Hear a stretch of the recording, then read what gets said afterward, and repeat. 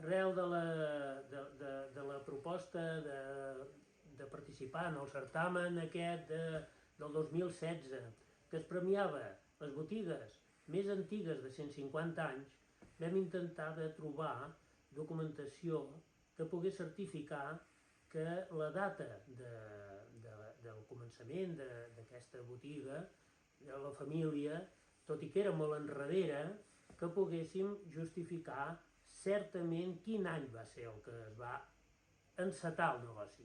Llavors, buscant en els armaris, en els papers antics de la família, vam poder filtrar el que es va poder, perquè tot estava molt vell i molt fet malbé.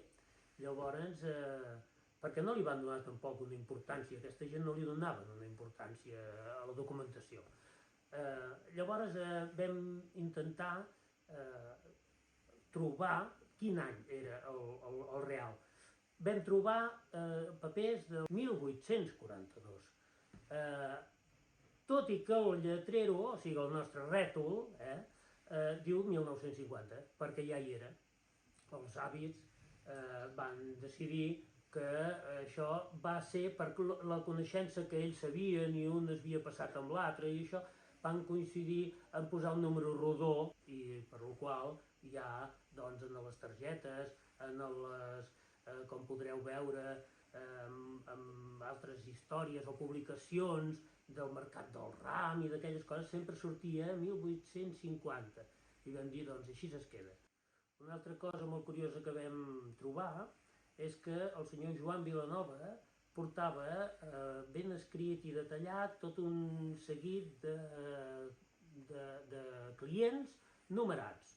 Tenia una llista de clients amb números que llavors ells venien a comprar, feien la compra i se'ls hi apuntava els senyors número tal, se'ls hi feia una llista que ells venien a pagar amb un espai de temps que allà no figura, sigui semestral, trimestral, no sé, i llavors feia un total i tatxava el compte i continuava amb un altre. I així hi ha algun llibre complet de comptabilitat a la seva manera. Molt curiós també, no devia pas ser cosa nova de l'època, el clero era un dels clients que venien molt, perquè llavors també aquest senyor era molt de l'església.